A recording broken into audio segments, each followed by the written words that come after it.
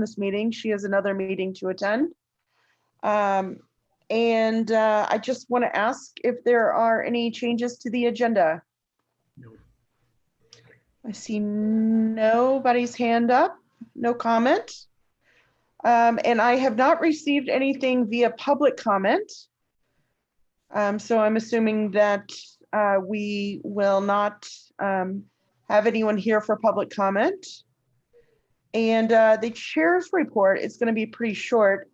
I did receive reports from all of our reporting departments, and I have put them into a Word document, and I will be sending those out to all of our legislators so that you have an idea of what is going on to the reporting committees. As far as, let's see here, reports, I believe Frank will be joining us for a COVID update. And we do have Kate Shanks Booth, who is here. And I don't know if her sound is working, but we can, I'd love to have her report and let us know what's going on with youth services. Sure. Can you guys hear me? Yeah, it's great. Okay, good. Sorry, I have to do the phone and the computer because the microphone on the laptop broke. Yeah, so just a couple of things. So this morning we announced our 2020 Pitch Program award winners. So those go out. So we had $20,000 that was set aside for that. We had several new people who applied this year, and I will go through the list of ones that we funded. We funded all of the ones that we checked in with and said, via the COVID-19 situation, is your program still going to be able to operate? Do you still need the same amount of money? And because of those restrictions, we weren't able to actually hold our pitch program the way we historically do. But we did fund the ones that said that they could go ahead and do the services. And so just to quickly go through those, CDE was granted several of those rewards in small pots of money. Total, we're talking about $17,000. So we didn't allocate the total 20. We had more than that, but we had 3 or 4 that pulled out because they couldn't go forward with the program. So there's woodworking for young girls, intergenerational programming that's happening in infield, some professional development that's coming in from a Vermont company to give our rural youth service staff some training around survival training so they can do like skills training with different groups of kids throughout the next year. And then there's some college prep skills classes that are also happening throughout the county that they're going to be working on. Lansing Parks and Recreation got some funding for a summer sports academy. Coalition for Healthy School Meals got some funding for a middle school cooking class. The Cherry Arts Theater, I got some money. This is a new we were excited about. Cherry Arts Teen Pop. They've done, I think, 5 pop events in the community where people go and they dance and they learn and they do different things. Obviously, with the COVID, that'll look a little different, but they want to roll this out for teens, especially underage teens, so there's a safe, consensual environment that they can go and have fun. Cascadilla Book Club did a community-wide rowing camp, which was another new one we got, which was really exciting. And then the Newfield Public Library is going to do our community cares. So we had 3 or 4 new ones that came in that were really exciting. And I think this is our 3rd year doing this. So we're starting to get recognition in the community, and people are starting to understand how they can take that money and do some really cool stuff with it. So we're excited about that. Staffing, we have one person that's been furloughed, another one that's been reassigned to the workforce development. We split her position between the 2 regularly, and so she's been working with EOC, and she's doing some the employment youth stuff for the summer that's going to roll out. So she's going to focus there. So the staff that's remaining, we're working with our local commissions, funded agencies, and municipalities to kind of get an idea of what services those 2 that were furloughed or reassigned, those were sort of their areas of interest and what they focused their time on. So we are talking to those people to see what services and technical assistance were being provided, which was most useful, so we can prioritize and continue to provide a good level of support to those to make sure that we are minimizing the impact to the best of our ability on those agencies or municipalities or those community commissions. And our services, I'm really happy to report that a lot of our providers, while they're operating on a different scale due to maybe staff layoffs or just nature of the programs couldn't run, some of them have actually gone to online programming. So, for example, our rural youth services programs through CCE did a survey of the local communities and discovered that actually about 90% of the families who utilized them had access online to take part in Zoom meetings. So they've been doing things like one of the rural youth service guys has been going out in the woods and doing survival stuff, and he's taking the kids with them on Zoom while they go, or they're having lunch together and they're, talking about their pets at home to keep them connected, to make sure that they're getting those services, they're staying connected and engaged, because just in normal circumstances, these programs are some of the only engagement these kids get. So it's that much more important to keep that going. So I'm happy to say that that's happening. And then summer camps are continuing to be a really big question mark for a lot of people, if they're going to be allowed to happen. We're hoping to have some guidance rolled out by this month on summer school and summer camps.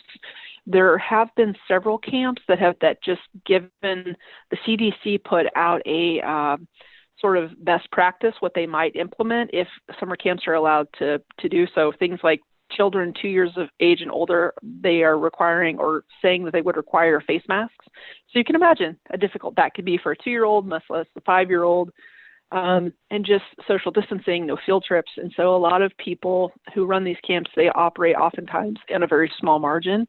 So they didn't feel that they could provide the services because of that small margin and the additional costs, or it just wouldn't be, just not logistically possible. So we are creating a summer 2020 youth summer planning task force with some local providers and other people to kind of wrap our brains around that, to understand if camps aren't allowed to continue, what community-wide response could we have to provide some additional supports to parents and also provide some activities for families and those youth to be involved in. So that's sort of where we're at. I'm sorry, I didn't mean to talk too much, but that's kind of the things that are happening, and we're busy.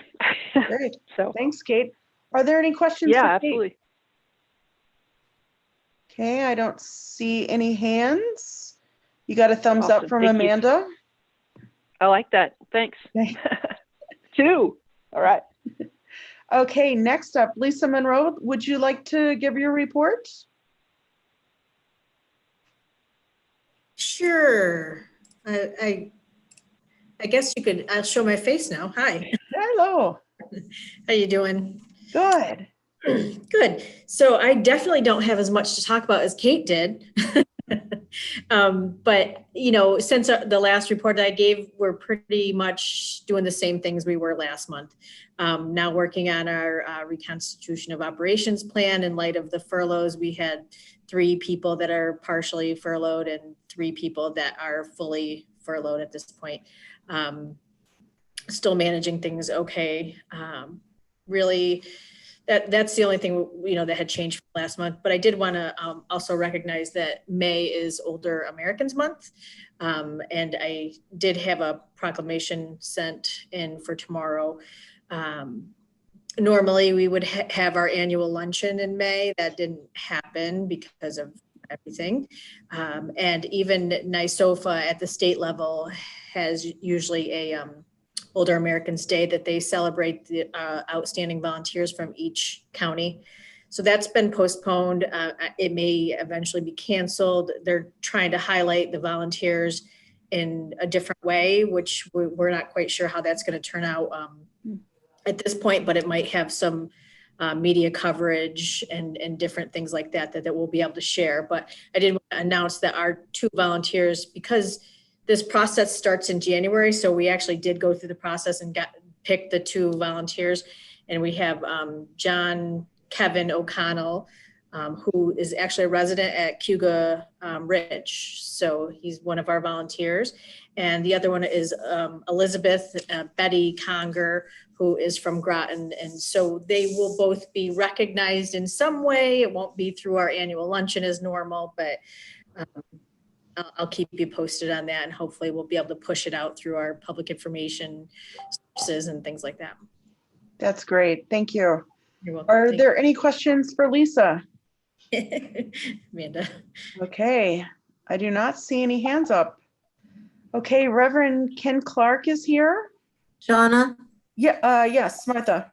Yeah, hi, I'm sorry, I didn't get to the hand thing. I did put into chat. How many COFA staff are still working, Lisa? Sorry. There is, let's see, 9. And that is actually 8 because we have a seasonal part-time worker that only works through the HEAP program, and she's typically only works until the end of April-ish. So I'm not counting her. And the staff in the office, there's about 4 people. I'm staggering, but there's 2 people working from home. So there's about 8 people aside from those furloughed between working remotely and in the office. Okay, thanks. It sounded like a big hit to a small department. It is, but. Yeah, we're managing Okay. it with the way it is right now. When our doors open back up, it's might be a little bit of a different story with the foot traffic and things like that, but the way it is right now, we're managing it. Okay, thanks very much, Lisa. Yep. Great. Any other questions? I do not see. Great. Thank you, Lisa. Appreciate it. Okay, Reverend Ken, would you like to give us an update?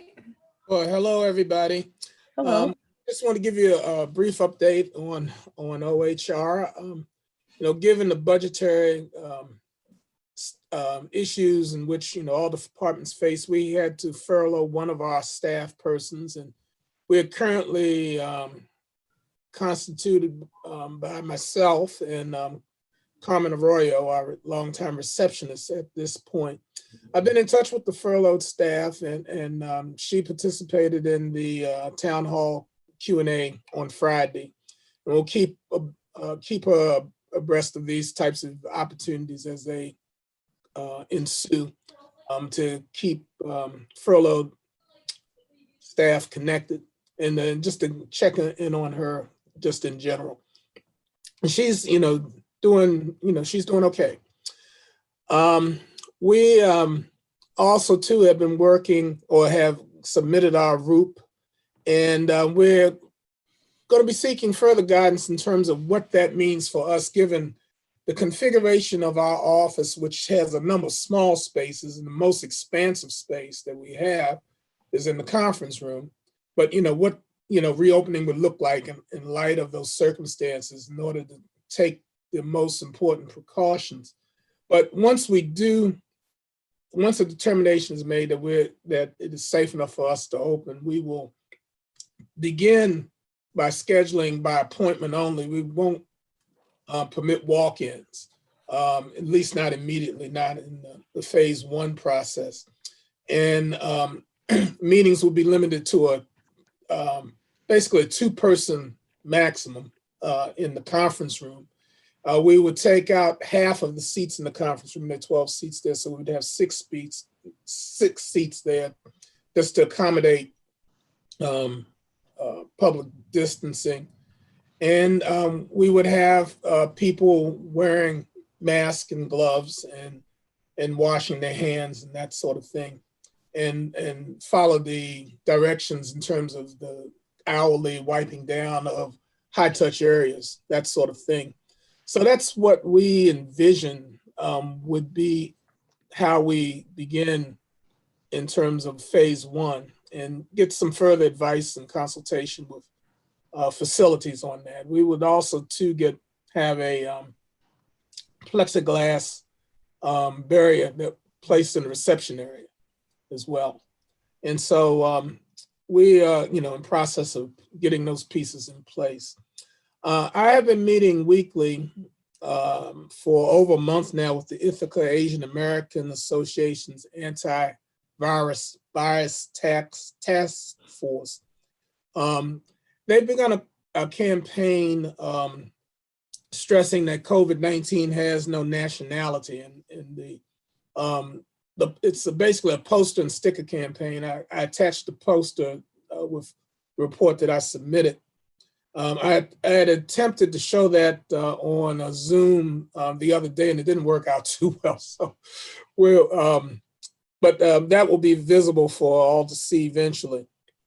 And so these are being distributed throughout the community. On tomorrow, there'll be 4 members of the task force that are that want to be part of the want to present the resolution in honor of Asian American Month. and we met about the resolution. I want to thank Henry for having sent us a template to begin to work on, and several of the committee members began to work on that this weekend, and it's about ready to go.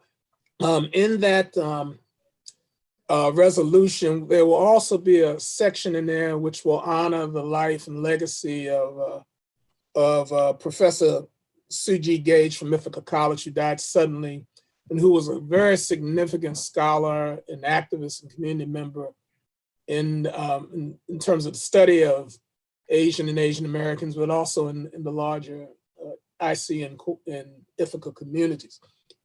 And so that will be presented tomorrow afternoon at the full legislature meeting. Finally, I will be meeting soon, I hope this week, if possible, with Dominic Recchio to learn how to plan education and outreach at events on Zoom, and how looking at ways in which we can utilize social media to better promote the work of OHR and the Human Rights Commission. Gladys Brangman is going to be joining me when we meet with Dominic and moving forward in the effort to really sort of strengthen our imprint in terms of social media, and also too as a way to let people know that our services are still available. We will be continuing to take phone calls and online email and other types of inquiries, even though the office is not yet open to the public. So that's pretty much it for OHR right now. Great. Thank you, Ken. Are there any questions for Reverend Ken? Oh. Henry, I have your hand up. Yep. Hello, Reverend Ken. Have you, since the middle of March, have you received, has anybody filed any complaints or anything, or has been any activity? There have been a couple of complaints filed, but by and large, inquiries have been low. I mean, they've been the lowest. I think a total of 72 inquiries over April, or rather March and April, which are the lowest numbers, 72 each month. Lowest numbers that we've had in the, how many years have I been working here? I guess 2.5 years that I've been working with the office. And so we are seeing a little bit of trickle up now in terms of lease inquiries. But in terms of complaints, you know, we've had maybe 2 that have been submitted fully. I mean, in other cases, what people had inquired about really was something that would be better addressed by another human services agency. In other cases, when we made those referrals to those agencies. But still, you know, it's still below average. Okay, thanks. Mm-hmm. Okay, and I just want to make an announcement on behalf of the Human Rights Commission. We do have an opening for 1 commissioner. We had someone resign last month, and so we do have an opening. If anyone has friends or colleagues or anyone that you think might be interested in being on the Human Rights Commission, please direct them to our county website, and then they can fill out the application and turn it into Kathy Covert. Are there any other questions for Reverend Ken? I see Ann Corman. Thank you. Thanks for your report, Ken, and everybody else. It's nice to hear what everybody's up to. And thank you, Shauna, for letting me sit in on the HHS meeting. I wanted to know, Ken, if you've had any time to think about any activities for LGBTQ month, which is June. We have been thinking about what we might do for next month, and I'll have some clearer direction in terms of which way to go once we find out how we can create the platform for such activities through Zoom. I mean, right now, I mean, I'm a participant in Zoom, but I don't know how to, you know, put together a program toward that end. So once I get that information, and we'll move forward with something for next month for Pride Month. Okay, thank you. And please let me know if there's anything, Finger Lakes Pulse can help coordinate with you. I know these are unusual times, and I know Finger Lakes Pulse, we're thinking we can't do our regular activities that we usually do for Pride Month. So we're kind of scrambling too. So thank you. Oh, no, you're on my list of folks to contact once we begin to formulate something. Okay, I see no other hands for Reverend Ken. Thank you very much. Mhm. Our next point of the agenda is the county administrator's report. Jason, are you in the background there?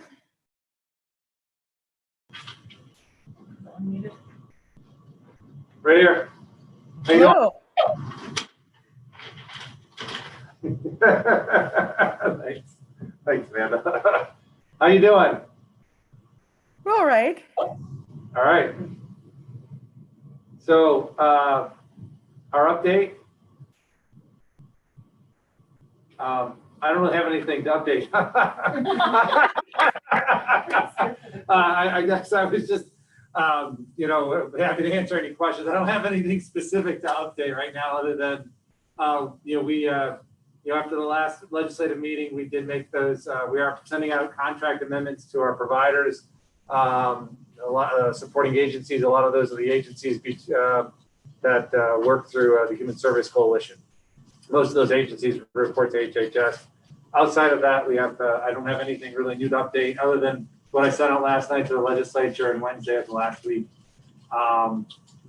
We just did find an announcement that we were unaware of about 2 hours ago with IC opening. That was information we did not know until it was made. So we're still trying to work through that with our partner at IC. Are there any questions for Jason? Okay. So Jason, the opening of IC is going to, of course, be pending the governor opening up our region for education. Is that correct? Yes, it's little caught off, little guard by that. Obviously, higher ed, is a phase 4 opening, so they're the ones that are going to dictate. The state is going to dictate how that works and to what extent. So, like I said, we have not had a chance to have a conversation with anybody since that announcement earlier this morning. But you are right; it is a state's decision to open up higher ed, and how they do so will be based on their set of criteria. Great, thank you. And I have Annie Corman. Thank you. I was just wondering, as far as you had said for camps, you were going to get more information. So you're expecting possibly some information from the state coming later this week for Right. children's camps? Yeah, so that was made an announcement yesterday at the regional control room call that they were going to have guidance this week on summer camps. That'll, that along with, summer youth recreation, summer camps all kind of fit in the childcare element. So we'll see what that comes out with. And then I know that's been a big question we've had, and it came out on a Sunday phone call of all days. We haven't had much activity on those regional calls other than Sundays. They said something will be forthcoming. We kind of expected it by the end of the month, along with summer school announcements. So it's not surprising that it's going to come this week. Also, they're going to have an announcement, I think, tomorrow on the Memorial Day activities and regulations and criteria around that. We'll see what comes from that as well. So I don't think there was anything on the governor's press conference today that was of relevance. I would expect in the next few weeks, if not by this week, a little more leniency in terms of broadening the criteria for testing. They've been asking questions about testing capacity, and I think have alluded that they're, as phases open up, they might allow all employees in different phases to get tested. I imagine that'll lead to anybody that wants to get tested. We had 3 people in the EOC get tested today, myself, Amy Hendricks, and Dominic. So if there's a concern that there'll be a mad rush of people to get tested, I can assure you, go get tested and you'll find out that won't be the case. I don't think it's pleasurable by any means. So if anybody wants to sign up for multiple times a week, best have at it. That'll be the case. So, but other than that, that's what I know about summer rec. I'm gonna get on the regional control room call in about 5 minutes and see if there's anything new coming down from that. If I get off and you're still on, I'll come back and share it. Great. I have Martha and Amanda.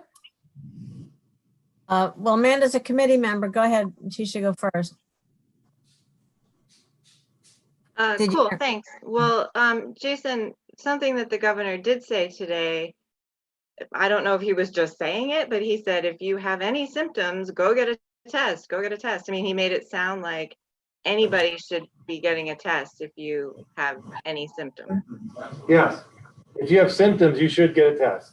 Okay, That was always the number one criteria, is if you have symptoms.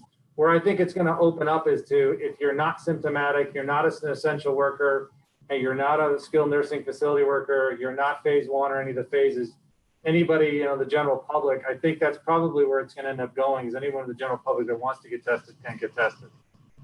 okay. Yeah, I mean, I'd have to listen to it again, but he made it sound like anybody can get a test, but okay, thank you. I think that's where it's going, Amanda. Martha? Thanks a lot, Shauna. And thanks for having me in here. Jason, do you know anything about our child care programs, and are they able to, that it's just daunting to imagine opening a child care program where you've got more work, you got to buy cleaning supplies, and you can have half the number or fewer of kids. Are our local programs, surviving? Are they going to be able to access any of that money from the state? What can you tell us about how they're doing? Child Development Council's been working, I believe has tried to, or is accessing that money through the stimulus package. They continue to be the lead on assisting in coordination. We had a conversation with them, I think last week, the week before. We continue to keep in touch with them. They, are an essential business, so they can be open now. Some have chose to be open, some chose to work their way up to reopening. That's in their wheelhouse right now to work through. We haven't had any specific questions or concerns from the child care group. We'll continue to stay in touch with them, and we're working primarily through the Child Development Council. Is there anything else I'm missing? That's about I think the most I have on that, on child care right now. Okay, thank you. Great. I have Henry.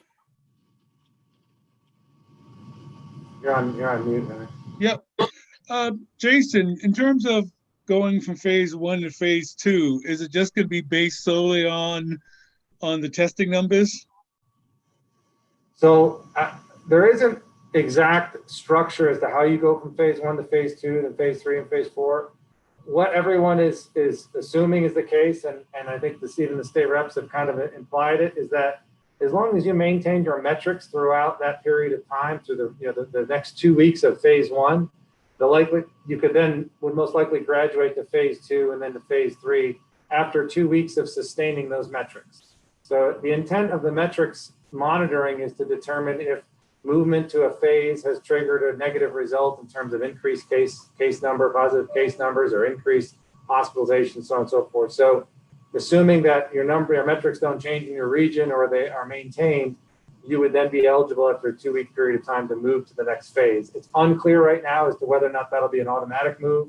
My guess is it wouldn't be. It would require some executive orders being issued by the governor, just as he has for this first phase. So my sense is that it'll still be, very centrally controlled from the state and from the governor's office as to when you move into phase two and phase three and phase four. Is there a website, anything that collects all the information for the southern tier? Hold on 1 second. Do you want to ask that follow-up? I'm sorry, can you say the question again? Is there any website, any source that lists all the testing information for the southern tier area? Yes, there is a website that's now online on the New York Forward webpage that identifies all the testing sites by county. They asked for some of that information from us last week. They have a clarifying email to me just a few hours ago that we've got to figure out about making sure the information is correct. So they are identified on the governor's website of all the testing locations by county. Okay, thank you. And right now, there's still only two. The one that in Lansing and then Well Now also does it. Right. So I will add that the well now, in order to get a test, you have to have symptoms. They are not accepting any other people that go there. My wife and I went last week, and we were going to have both tests done, and we did not have symptoms. They will not test you if you're just an essential worker, because they said that they only had limited tests. I guess they only had like 5 tests a day that they could run. So I think some of the marketing that they're doing, saying that we have tests available, is not very accurate. My wife and I did do the antibodies test. We have not been exposed. It took about 3 days to get the results back, and it was a blood test. So, do you have a question, Henry? No, I was just going to ask you about the For some of us. So you were all knocked out?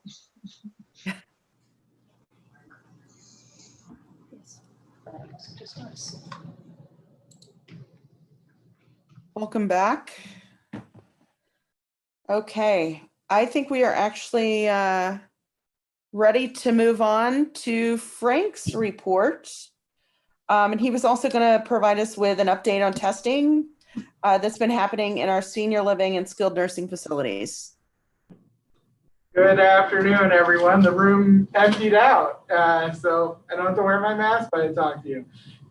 Jason's on the control room call, so he had to step out when all that went down. But so as way of updates, Jason sent out some information to all of you last night, I believe, and he'll be providing the normal update at the legislature meeting tomorrow with the timeline. But some general things that are going on. I think you probably know the incidence of disease is still relatively low.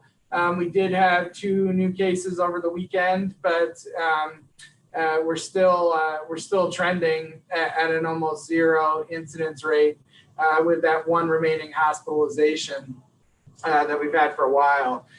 So as far as disease in the community, we're doing pretty good. Our metrics for reopening are all looking good. We identified 36 names for the state for the contact tracers out of health department staff. So our number for our county was like 30.5 people. So we had more than our allotment to cover that.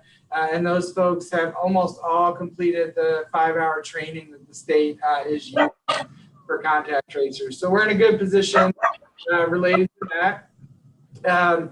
There were some questions about testing that Jason was answering. Just to kind of reiterate, our criteria for testing are not changing. We're adding new people to them. So it's important to remember, and I think, Amanda, you asked the question, if somebody is sick, they should go get tested. It doesn't matter whether they're a worker or not. That's the first criteria. If you're sick, go get tested. If you're a close contact of a known case, which you'll know because the health department will be contacting you, go get that hasn't changed either.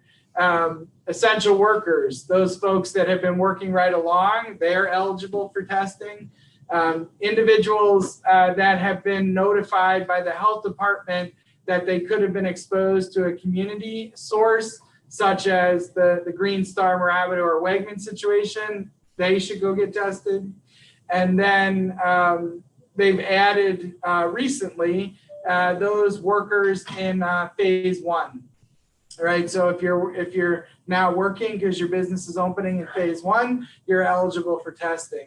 I will tell you there's a good bit of additional testing going on pre-operatory. So when elective surgeries began, in order to have your surgery, you had to get tested ahead of time. So there's been a significant amount of testing being done because of that. And then nursing home staff, and yeah, I know it's a separate agenda item, we can talk about it later, but there's been significant testing around the nursing homes in general before the order for staff to be tested twice weekly, and then now beginning with the staff as well. So that's kind of the full gamut of where the testing has come from. But we do expect in the coming days, if not weeks, that will continue to expand as as Jason described, as additional phases open. And I think potentially as the governor gets his hands around the capacity of testing in New York, that it might be open to anyone that wants it. You guys were also talking about Well Now. You may have also seen Smith Allergists in town were advertising that they could do testing as well. And they can, but they have limited access to the reagent supplies for them to do the testing. And so we haven't broadly advertised that beyond any advertising they've done, because we don't want to overwhelm them and create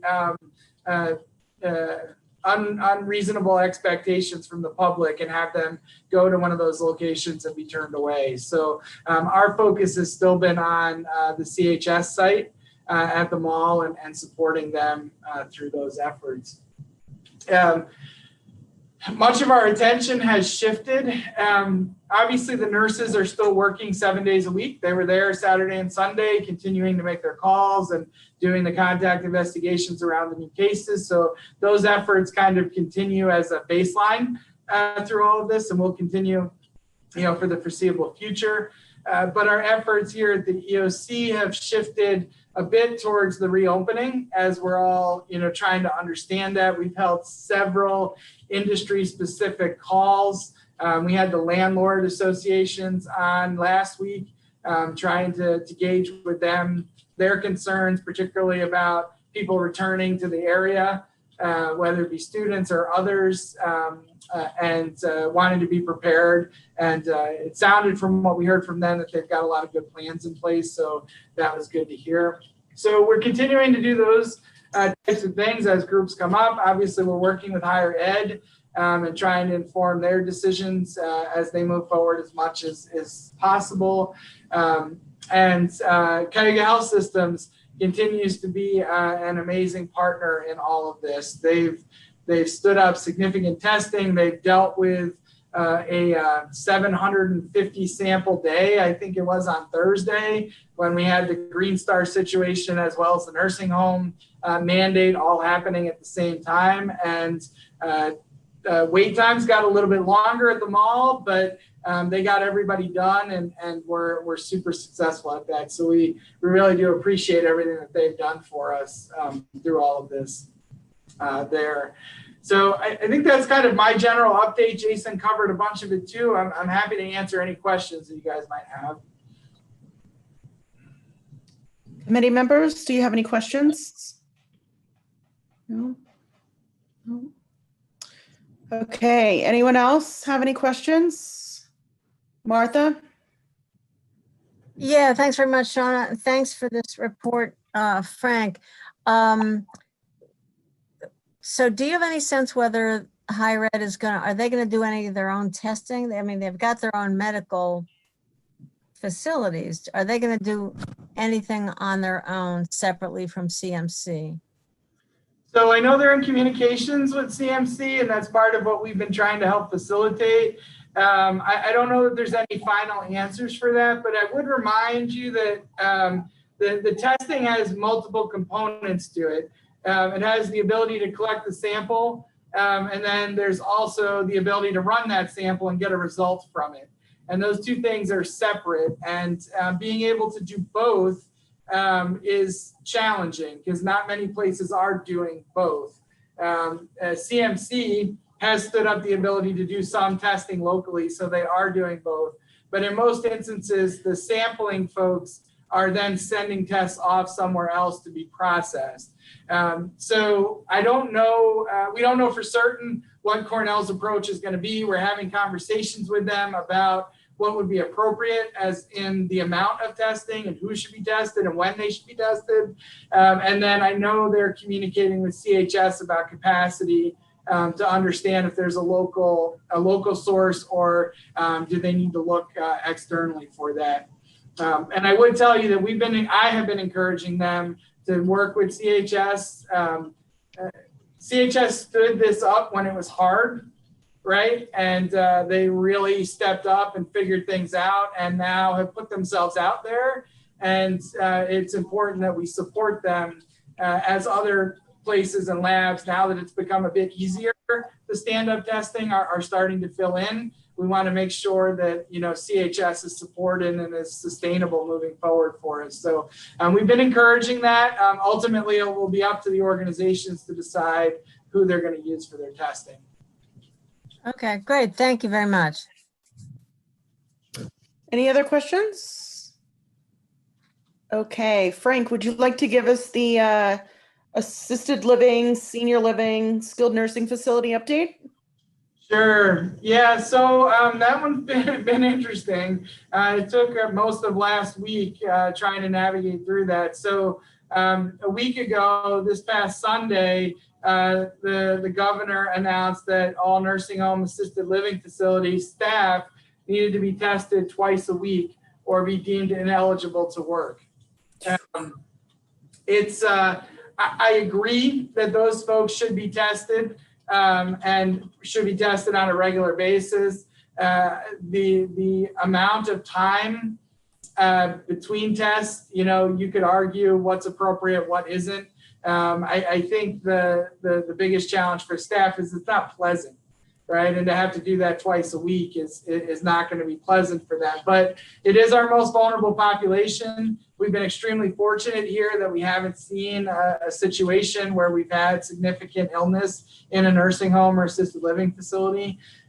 So, you know, I generally agree with the approach. And so our efforts last week were to try to support the nursing homes and assisted living facilities on getting access to that testing. I think that was one of the downsides of the approach of announcing it on a Sunday, that it was now immediately in place. And quite frankly, the testing wasn't available. The testing wasn't available in our region, across our region. And so that created some angst. Once again, Cayuga Health System stepped up and said, you know, we have capacity and we will work with you to try and find a solution that works best to meet the need. The first best solution for them and for us is to have folks go through the drive-through, right? So the drive-through creates efficiencies in PPE usage, in lab processing, because they have systems in place, because it's coming from one location in a uniform manner that allows for rapid processing of samples. So the drive-through, that single large site, is our first best option. To that end, CHS is implementing a couple of things. You may have seen the expanded hours that they announced this weekend for this week. And that was in response to requests from the nursing homes to be able to catch people on different shifts potentially and have them have more access other than just between 10 and 3. They've also created a consent process because CHS has to have consent in order to release that information to an employer. And so this way it takes the middle person out. They don't have to give a consent to their employer, who then gives it to CHS. At the point of sampling, they're going to be asked to sign a consent, which will allow then CHS to report out by organization their employees that have come through and got tested. So that's a really important innovation to make it simpler for the healthcare, or for the nursing homes and assisted living facilities to be able to process twice weekly sampling. Some of which, quite frankly, they might not have the previous samples results back before they're doing the next one, right? So you can imagine the logistical nightmare of tracking all of that. So CHS has tried to develop a system. Hold on, our battery's dying. I don't want to lose you. Just give me 1 second.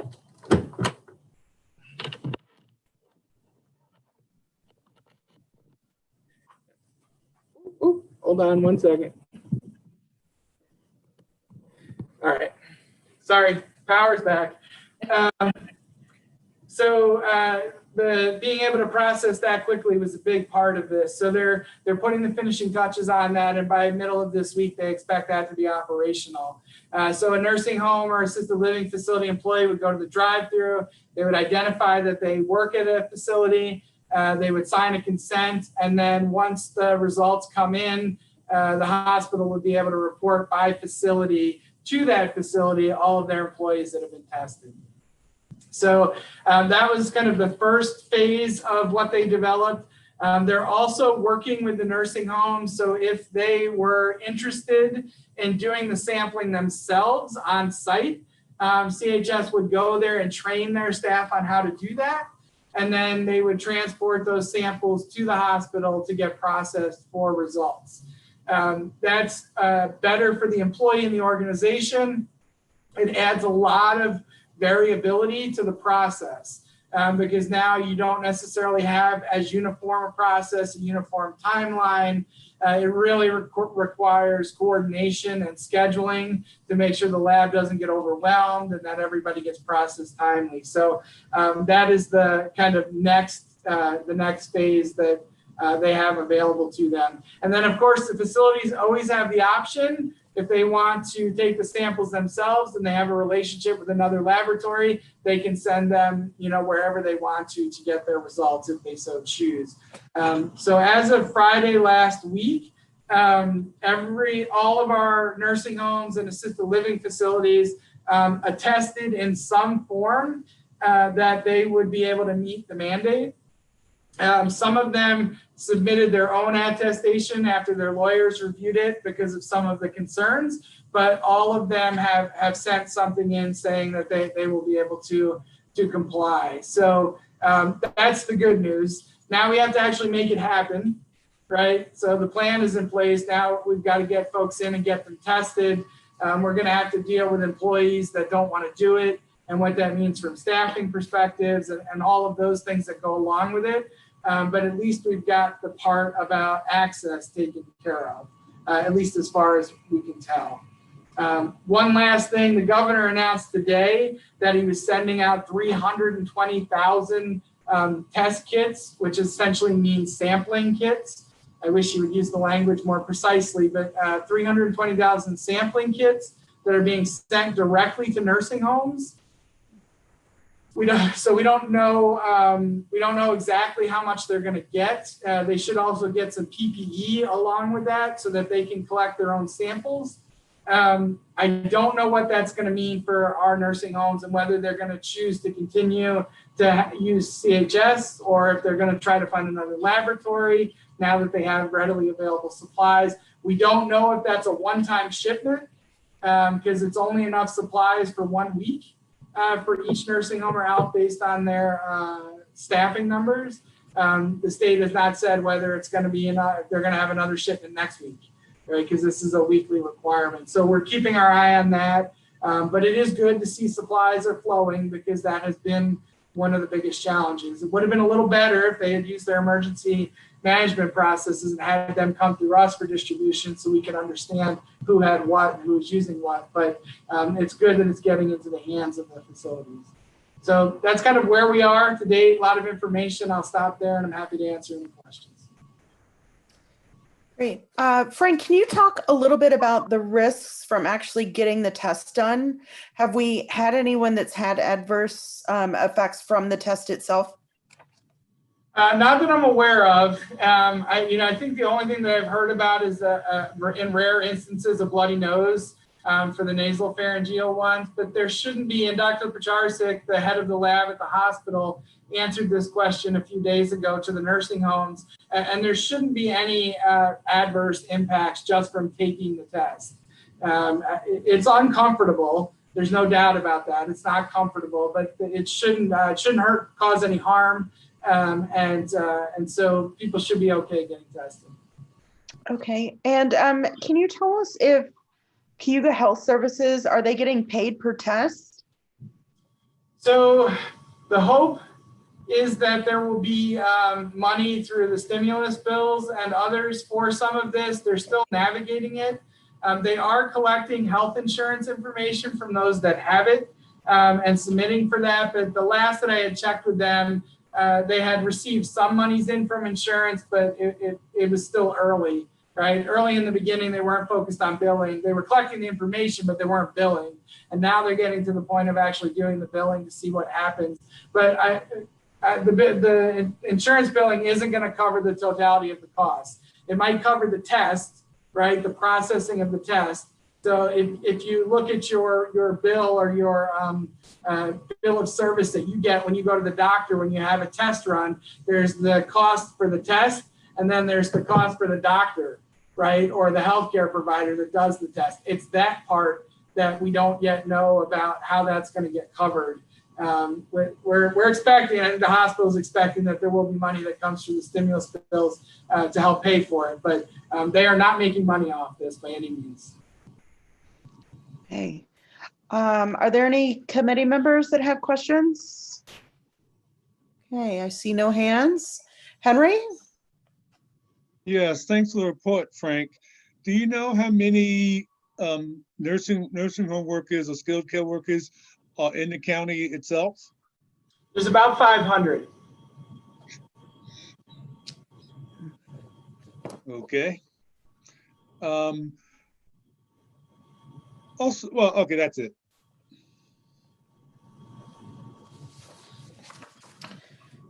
Okay, Frank, does that also include places like Francisco Rocker and the boys' home in Dryden? Are those facilities also making their workers be tested? Not under this mandate. They are in varying degrees doing testing at their facilities, but it's not under this mandate. Okay, thank you. Okay, I see no other hands raised. Thank you very much, Frank. We appreciate it. Great, thank you all. Okay, next we have one appointment. Carrie Shearer to the COFA board. And can I have a mover, please? Moved by Glenn, seconded by Amanda. And is there any conversation or discussion? She will be assuming the Lansing seat title for the COFA board, and it will be a 3-year term. See no discussion here. We will be doing a roll call. Dan Klein. That's a firm yes. Amanda Champion. Yes. And Glenn Morey. Yes. And myself is a yes. Thank you all. And we have minutes approval for April 20th, 2020. If I could have a mover, moved by Amanda, seconded by Glenn. Is there any discussion for those minutes? Okay, I see no. And we will do another roll call. Dan Klein, Yes. Amanda Champion, Yes. Glenn Morey, Yes. and myself is a yes. And are there any comments from committee members or liaison assignment reports? No. I see no. Okay. Thank you all for attending our meeting. This might be a record 57 minutes for an HHS meeting. So congratulations, you've been part of a record-breaking committee meeting. Thank you all for attending, and stay healthy and safe. Thank you. Thank you. Thank you, you. Shauna. Take care. Thanks, everybody else. Thank you all. Stay healthy and well. Wash your hands.